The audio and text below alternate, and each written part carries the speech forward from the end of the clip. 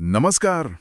आज हम फूलों की दुनिया में एक गहरी डुबकी लगा रहे हैं, खासतौर पर पुष्पीय पादपों में लैंगिक जनन यानी उनके प्रजनन के तरीकों पर। हमारे पास इस बारे में कुछ जानकारी है और हमारा मकसद है इस जटिल प्रक्रिया की खास बातों को समझना। कैसे फूल सिर्फ खूबसूरत नहीं होते बल्कि प्रजनन के लिए कमाल की मशीनरी भी हैं। बिल्कुल। अक्सर हम फूलों को उनकी सुंदरता या खुशबू के लिए जानते हैं, लेकिन जीव विज्ञान की नज़र से देखें तो ये पौधे के लैंगिक जनन के लिए बनी खास संरचनाएं हैं। असल में फूल एक तरह का बदला हुआ सिकड़ा हुआ तना ही है, मतलब एक मॉडिफाइड शूट। हाँ, और एक आम फूल में देखें तो बाहर से अंदर की तरफ 4 हिस्से या चक्र होते हैं। कैलिक्स, वो हरी पत्तियां। हाँ, बाह्य दलपुंज। फिर कोरोला यानी रंगीन पंखुड़ियां। दलपुंज। फिर एंड्रोशियम जो नर भाग है, और सबसे अंदर गाइमोशियम मादा भाग। सही। इनमें से एंड्रोशियम और गाइनोशियम ही सीधे तौर पर प्रजनन में हिस्सा लेते हैं, है ना? तो इन्हें जरूरी हिस्से कहते हैं। हाँ, आवश्यक अंग, जबकि कैलिक्स और कोरोला सहायक है। ठीक। तो चलिए आज इसी एंड्रोशियम और गाइनोशियम की कहानी को थोड़ा और करीब से जानते हैं। एक दिलचस्प बात यह है कि हमें फूल दिखाई देने से बहुत पहले ही पौधा ये तय कर चुका होता है कि उसे फूल खिलाना है। सही कहा। अंदर ही अंदर कई हार्मोनल और वो बनावटी बदलाव शुरू हो जाते हैं। बिल्कुल।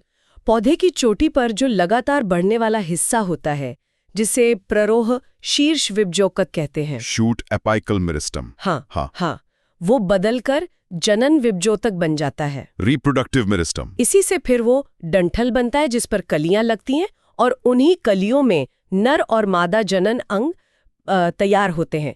ये सब फूल खिलने से पहले की तैयारी है। तो शुरुआत नर जनन अंग यानी एंड्रोशियम से करते हैं। इसकी इकाई है पुंकेसर, स्टैमेन। इसके कौन कौन से मुख्य भाग होते हैं? पुंकेसर के 2 मुख्य भाग हैं।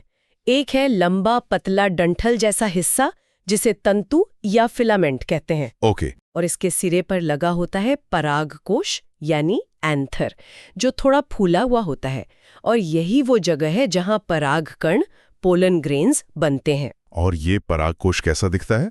क्या मतलब सब पौधों में एक जैसा होता है? हाँ, ज्यादातर पौधों में परागकोश द्विपालित होता है, डाइथिकस, यानी उसमें 2 लोब या हिस्से होते हैं। 2 हिस्से? हाँ, और हर लोब में 2 थैलियां होती हैं जिनमें परागकण बनते हैं।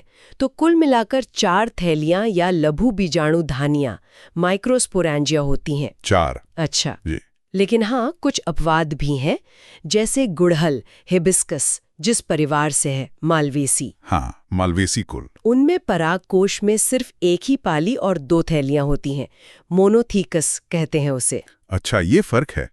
तो अगर हम इस परागकोश को अंदर से देखें, मतलब माइक्रोस्कोप में, तो वहां क्या चल रहा होता है? इनसे आगे चलकर परागकण बनेंगे।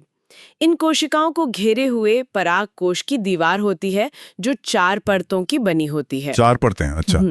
उनके क्या काम है? अलग अलग। हाँ, अलग अलग काम है। सबसे बाहरी परत है एपिडर्मिस, वो सुरक्षा देती है। ठीक है। उसके नीचे एंडोथीजियम होती है। इसकी कोशिकाएं हवा से नमी सोखती हैं, मतलब हाइग्रोस्कोपिक होती हैं। नमी सोखती हैं। हाँ, इसी वजह से जब परागकोश पक जाता है तो ये परत सिकुड़ती है और परागकोश फट जाता है, डेहिसेंस होता है, जिससे परागकण बाहर आ पाते हैं। अच्छा, तो ये फटने में मदद करती है। बिल्कुल। इसके बाद होती है मध्य परत, मिडिल लेयर, जो जल्दी ही खत्म हो जाती है, अल्पकालिक होती है। ओके। और सबसे अंदर की सबसे खास परत है टेपिटम। टेपिटम, हाँ, ये नाम मैंने सुना है। ये इतनी खास क्यों है? टेपिटम सीधे बीजाणुजन कोशिकाओं के संपर्क में रहती है और विकास कर रहे परागकणों को पोषण देने का काम करती है। पोषण, न्यूट्रिशन। हाँ, न्यूट्रिशन। ये परत बहुत सक्रिय होती है। इसकी कोशिकाओं में गाढ़ा जीव द्रव्य होता है, साइटोप्लाज्म, और अक्सर एक से ज्यादा केंद्रक होते हैं, मल्टी न्यूक्लिएट, और सामान्य से ज्यादा डीएनए भी होता है, पॉलीप्लॉइड होती हैं। ज्यादा डीएनए? वो क्यों? ये सब इसकी पोषण देने की क्षमता को बढ़ाता है, मतलब ज्यादा एक्टिव सेल है। अच्छा, तो ये पोषण कैसे देती है? इसके तरीके हैं क्या? हाँ, इसके 2 मुख्य तरीके हैं। एक है स्रावी या सेक्रेटरी तरीका। इसमें टैपिटम कोशिकाएं अपनी जगह पर रहकर जरूरी पोषक तत्व और कुछ खास पदार्थ जैसे स्पोरोपोलिनिन स्रावित करती हैं, मतलब बाहर निकालती हैं। स्पोरोपोलिनिन? ये नाम भी सुना है। हाँ, ये बहुत महत्वपूर्ण है। ये वो पदार्थ है जिससे परागकण की बाहरी सख्त दीवार बनती है। अच्छा, और दूसरा तरीका?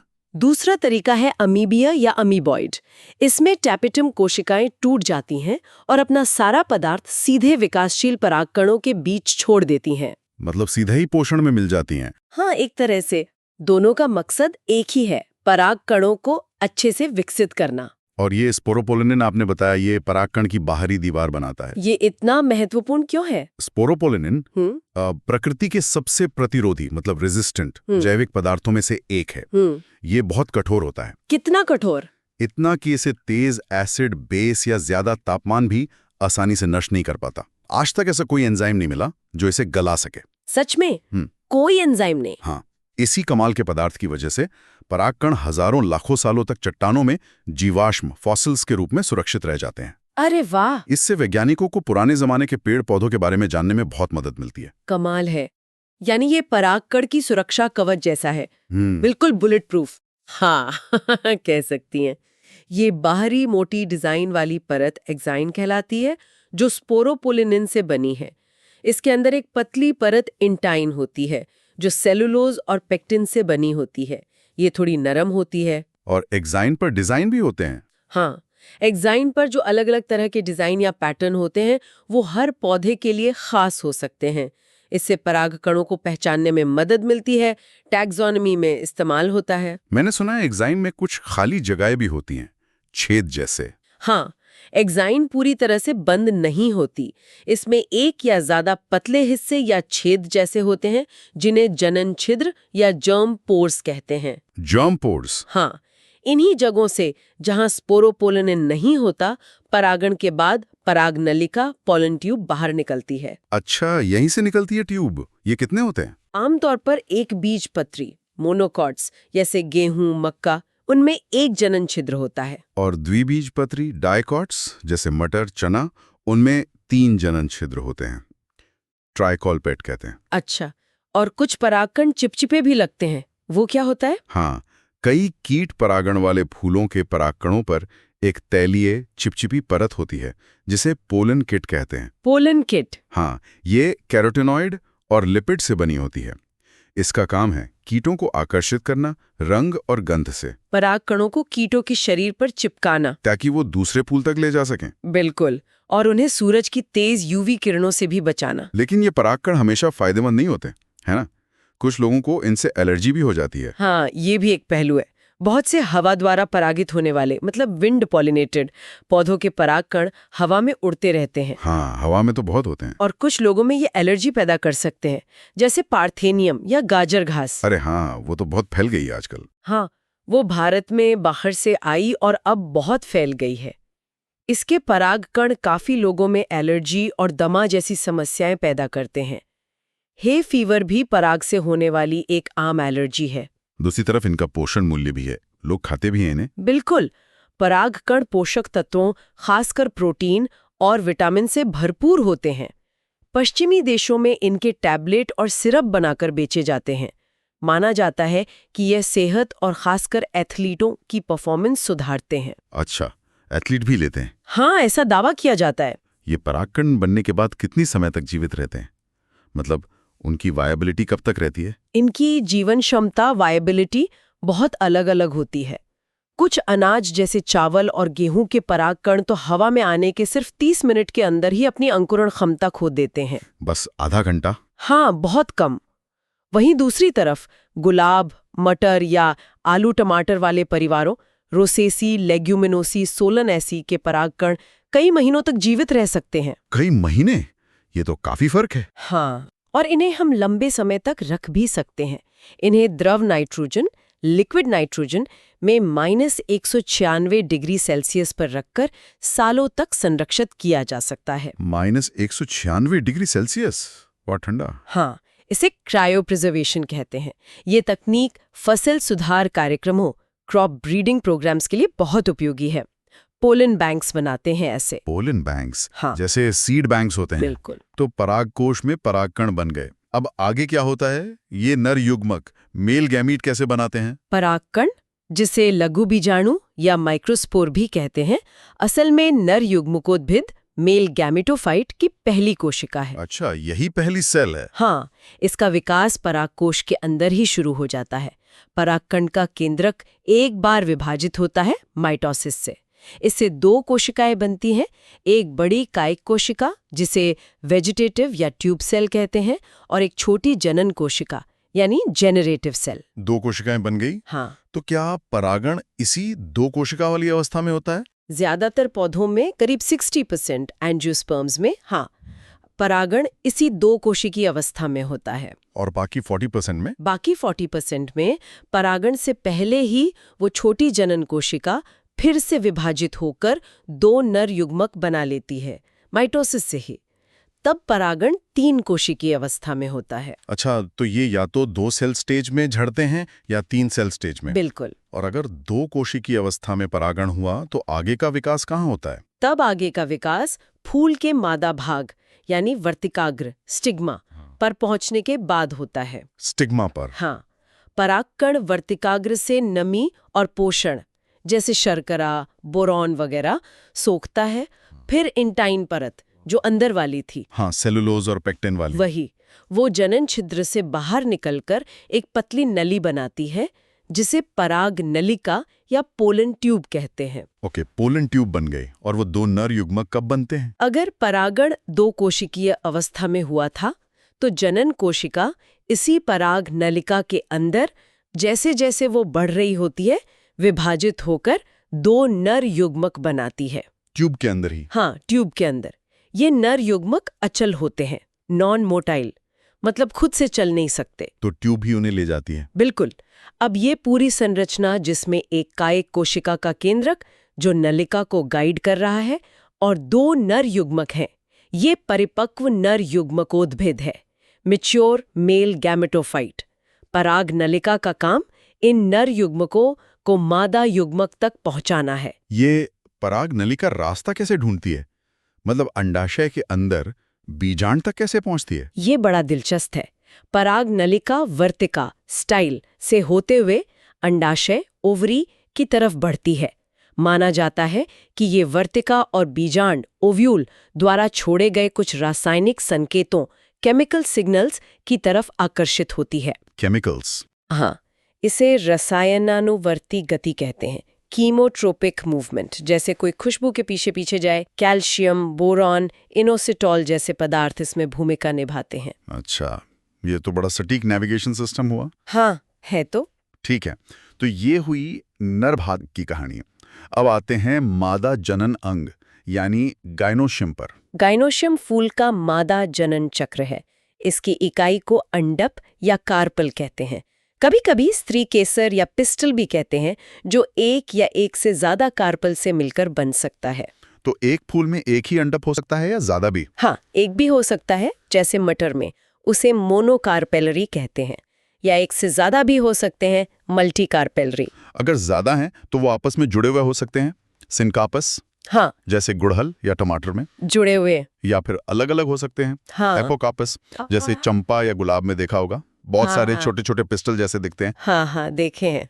और एक अंडप या स्त्री केसर के मुख्य भाग कौन से हैं? इसके 3 मुख्य भाग होते हैं। ओके। सबसे ऊपर का हिस्सा जो पराग कणों को ग्रहण करता है वो है वर्तिकाग्र, स्टिग्मा। स्टिग्मा। ये चिपचिपा सा होता है ना? हाँ, अक्सर चिपचिपा या रोएदार होता है ताकि परागकण आसानी से चिपक जाए। राइट। फिर एक पतली डंडी जैसा भाग है वर्तिका स्टाइल, जी। जो वर्तिकाग्र को नीचे के फूले हुए हिस्से से जोड़ता है। Okay, style. और ये फूला हुआ आधारीय भाग है अंडाशय, ओव्यूल, जिसके अंदर बीजांड ओव्यूल्स होते हैं। यही अंडाशय बाद में फल बनता है और बीजांड बीज बनते हैं। अंडाशय के अंदर कितने बीजांड होते हैं? एक या बहुत सारे? ये भी पौधे पर निर्भर करता है।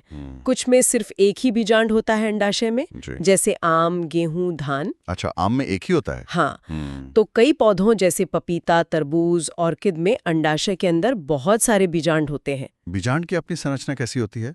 ये कैसे जुड़ा होता है अंडाशय से? बीजांड एक छोटे डंठल, जिसे बीजांड व्रंत या फ्यूनिक्यूल कहते हैं, से अंडाशय की दीवार पर एक खास जगह अप्रा या प्लेसेंटा से जुड़ा होता है। फिनिकुल। हाँ, बीजांड का मुख्य शरीर बीजांडकाय न्यूसिलस कहलाता है। ये कोशिकाओं का समूह है जिसमें पोषण भरा रहता है, पेरेन्काइमा होता है ये। न्यूक्लियस। इस बीजांड काय को 1 या 2 सुरक्षात्मक परतें घेरे रहती हैं, जिन्हें अध्यावरण इंटेग्यूमेंट्स कहते हैं। टेंटेग्यूमेंट्स। हाँ, ये परतें बीजांड को लगभग पूरी तरह ढक लेती हैं, बस ऊपर एक छोटा सा छेद छोड़ देती हैं। छेद? हाँ, एक छोटा सा पोर, जिसे बीजांड द्वार या माइक्रोपाइल कहते हैं। हाँ, आमतौर पर पराग नलिका इसी रास्ते से अंदर घुसती है। अच्छा, ट्यूब के घुसने का रास्ता। हाँ, और बीजांड का निचला सिरा माइक्रोपाइल के ठीक विपरीत निभाग या चलाजा कहलाता है, जहां से इंटेग्यूमेंट्स निकलते हैं। क्या बीजांड भी अलग अलग तरह के होते हैं, जैसे परागकोश थे? हाँ, उनकी बनावट में काफी विविधता है।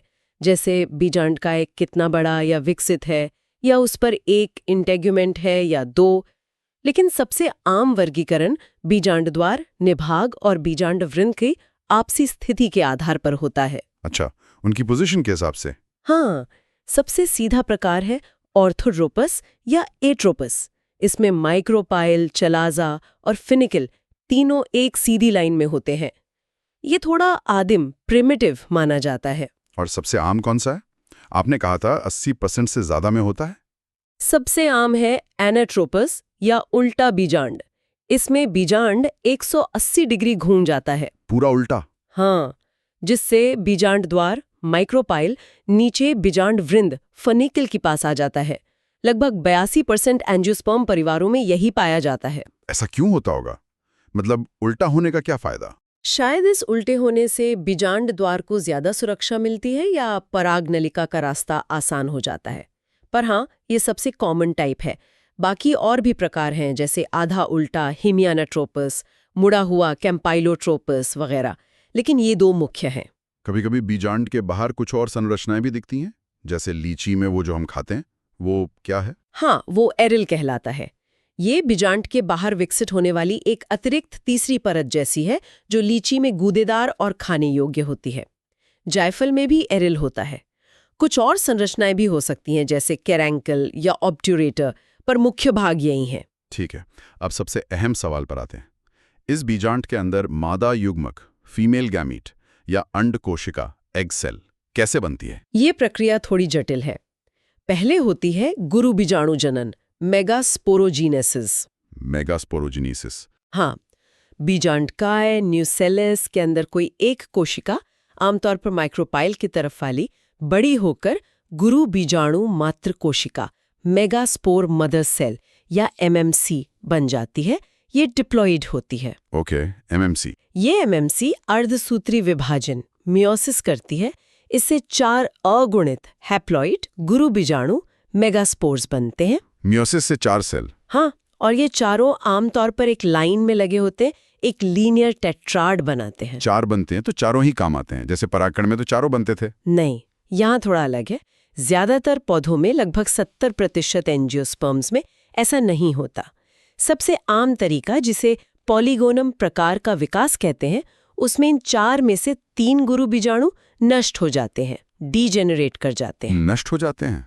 कौन से वाले? आमतौर पर वो 3 जो बीजांड द्वार, माइक्रोपाइल की तरफ होते हैं। केवल एक गुरु बीजाणु, जो निभाग, चलाजा की तरफ होता है, वो क्रियाशील रहता है, फंक्शनल रहता है। अच्छा, सिर्फ एक ही बचता है? हाँ, सिर्फ एक। और वही आगे विकसित होकर भ्रूणकोश, एम्ब्रियोसैक बनाता है। यही भ्रूणकोश मादा युग्मकोद्भिद, फीमेल गैलिटोफाइट है। चूंकि ये एक ही मेगास्पोर से बनता है, इसलिए इसे मोनोस्पोरिक डेवलपमेंट कहते हैं। तो एक गुरु बीजाणु से पूरा भ्रूणकोश बनता है? कैसे? उसमें तो एक ही केंद्रक होगा शुरुआत में। हाँ, उस एक क्रियाशील गुरु बीजाणु का केंद्रक 3 बार समसूत्री विभाजन, माइटोसिस करता है। 3 बार? हाँ, 3 बार। सोचिए, 1 से 2 केंद्रक बने, फिर 2 से 4, और फिर 4 से 8 केंद्रक बन जाते हैं। 8 न्यूक्लियस? हाँ, 8 हैप्लॉइड न्यूक्लियस। और ये सारे विभाजन सिर्फ केंद्रक के होते हैं, कोशिका भित्ति तुरंत नहीं बनती। इसे फ्री न्यूक्लियर डिवीजन कहते हैं। अच्छा, पहले सिर्फ न्यूक्लियस डिवाइड होते हैं, 8 बन गए, फिर उनका क्या होता है? वो अरेंज कैसे होते हैं? जब 8 केंद्रक बन जाते हैं, तब वे व्यवस्थित होते हैं और उनके चारों ओर कोशिका भित्ति बनती है। 3 केंद्रक बीजांड द्वार, माइक्रोपाइल वाले सिरे पर चले जाते हैं और कोशिका भित्ति बना लेते हैं। बीच वाली कोशिका अंड कोशिका एग सेल होती है। यही है फीमेल गैमेट। हाँ, और उसके अगल बगल वाली 2 कोशिकाएं सहायक कोशिकाएं सिनर्जिड्स कहलाती हैं। इन तीनों को मिलाकर अंड उपकरण एग एपरेटस कहते हैं। एग एपरेटस, ठीक है। 3 न्यूक्लियस यहाँ आ गए, और बाकी के 5? 3 केंद्रक दूसरे सिरे यानी निभाग चलाजा वाले सिरे पर जाकर 3 प्रतिव्यासांत कोशिकाएं एंटीपोडल सेल्स बनाते हैं। एंटीपोडल सेल्स 3 वहां हो गए, बचे 2? बचे हुए 2 केंद्रक बीच में आ जाते हैं। वे एक बड़ी केंद्रीय कोशिका सेंट्रल सेल के अंदर रहते हैं। इन 2 केंद्रकों को ध्रुवीय केंद्रक पोलर न्यूक्लियाई कहते हैं। तो मतलब 3 सेल एक तरफ, 3 दूसरी तरफ, और बीच में एक बड़ी सेल जिसमें 2 न्यूक्लियस। बिल्कुल। तो अंत में हमें एक 7 कोशिकीय 8 केंद्रकीय संरचना मिलती है। यही परिपक्व भ्रूण कोश है। 7 कोशिकाएं लेकिन 8 केंद्रक, ये कैसे? गिनने में गड़बड़ हो रही है। हाँ नहीं, देखिए 3 कोशिकाएं अंड उपकरण की, हाँ 3 एंटीपोडल कोशिकाएं, हाँ, कितनी हुई? 6। और एक वो बड़ी बीच वाली सेंट्रल सेल, हाँ 7वीं। तो हो गई 7 कोशिकाएं। हाँ अब केंद्रक गिनिए। हाँ अंड उपकरण की तीनों कोशिकाओं में एक एक केंद्रक, मतलब 3। हाँ, एंटीपोडल की तीनों में एक एक, मतलब 3 और 6 हो गए। हाँ 6 हो गए। और सेंट्रल सेल में कितने थे शुरुआत में? 2 पोलर न्यूक्लियाई। हाँ, तो 6 और 2 8 केंद्रक। अच्छा, तो सेंट्रल सेल में 2 न्यूक्लियस थे। हाँ, शुरुआत में। ओके। निषेचन फर्टिलाइजेशन से ठीक पहले हाँ। ये दोनों ध्रुवीय केंद्रक हाँ। अक्सर आपस में फ्यूज हो जाते हैं, मिल जाते हैं, और एक द्विगुणित डिप्लॉयड द्वितीयक केंद्रक सेकेंडरी न्यूक्लियस या डेफिनेटिव न्यूक्लियस बना लेते हैं। ओके, तो फर्टिलाइजेशन के टाइम वो एक ही हो जाता है। हाँ, पर बना 2 से था। समझ गया। बिल्कुल। इसीलिए इसे 7 सेल्ड 8 न्यूक्लियड स्ट्रक्चर कहते हैं। ये पॉलीगोनम टाइप एम्ब्रियोसैक है, सबसे कॉमन। सहायक कोशिकाओं का क्या काम है? सिनर्जिड्स का और एंटीपोडल्स का। सहायक कोशिकाएं सिनर्जिड्स में अक्सर माइक्रोपाइल की तरफ उंगली जैसे उभार होते हैं, जिन्हें फिलीफॉर्म उपकरण कहते हैं। Filiform apparatus. हाँ, ये कुछ रसायन छोड़ते हैं जो पराग नलिका को रास्ता दिखाने और भ्रूण कोश में घुसने में मदद करते हैं। अच्छा, और एंटीपोडल्स जो दूसरी तरफ थीं? प्रतिव्यासांत कोशिकाएं एंटीपोडल्स ज्यादातर पोषण से संबंधित मानी जाती हैं भ्रूण कोश के लिए, पर निषेचन के बाद ये आमतौर पर नष्ट हो जाती हैं। मुख्य खिलाड़ी तो अंड कोशिका और केंद्रीय कोशिकाएं हैं, जिनका फर्टिलाइजेशन होता है। तो ये थी फूलों के अंदर चल रही लैंगिक जनन की तैयारी की पूरी कहानी। परागकण का बनना, उसका डिजाइन, उसकी जबरदस्त सहन शक्ति, हाँ, स्पोरोपोलिनिन, फिर बीजांड का विकास और उसके अंदर भ्रूण कोश का इतनी सटीकता से बनना, 7 सेल 8 न्यूक्लियस, ये सब कितना व्यवस्थित और जटिल है। बिल्कुल, ये पूरी प्रक्रिया नर और मादा युग्मोद्भिद का बनना, उनका विकास और निषेचन के लिए तैयार होना, ये एंजियोस्पर्म यानी पुष्पीय पादपों की जमीन पर इतनी ज्यादा सफलता का एक बड़ा राज है। अच्छा, हाँ, इसी जटिलता और विविधता ने उन्हें अलग अलग माहौल में ढलने और फैलने में मदद की है। ये बहुत एफिशिएंट तरीका है रिप्रोडक्शन का। तो इसका मतलब ये है कि अगली बार जब हम किसी फूल को देखें तो सिर्फ उसकी बाहरी खूबसूरती ही नहीं, हाँ, बल्कि उसके अंदर चल रही इस अद्भुत सूक्ष्म दुनिया और इन जटिल प्रक्रियाओं के बारे में भी सोच सकते हैं। ये वाकई प्रकृति का एक अजूबा है। बिल्कुल। और यहीं पर एक सोचने वाली बात भी आती है आगे के लिए। क्या? आजकल हम पर्यावरण में बदलाव देख रहे हैं। तापमान बढ़ रहा है, बारिश का पैटर्न बदल रहा है, परागण करने वाले कीट पॉलिनेटर्स कम हो रहे हैं। हाँ, ये तो बड़ी चिंता की बात है। तो सवाल ये उठता है कि ये बदलाव इन नाजुक और जटिल प्रजनन संरचनाओं और प्रक्रियाओं पर कैसा असर डाल रहे होंगे? क्या पौधों में इन बदलावों से तालमेल बिठाने की, अडेप्ट करने की पर्याप्त क्षमता है, या हमें भविष्य में कुछ प्रजातियों के प्रजनन में मुश्किलों का सामना करना पड़ सकता है? उनकी प्रजनन सफलता घट सकती है? ये तो बहुत जरूरी सवाल है। हाँ, ये एक ऐसा क्षेत्र है जिस पर और ज्यादा खोज और समझ की जरूरत है।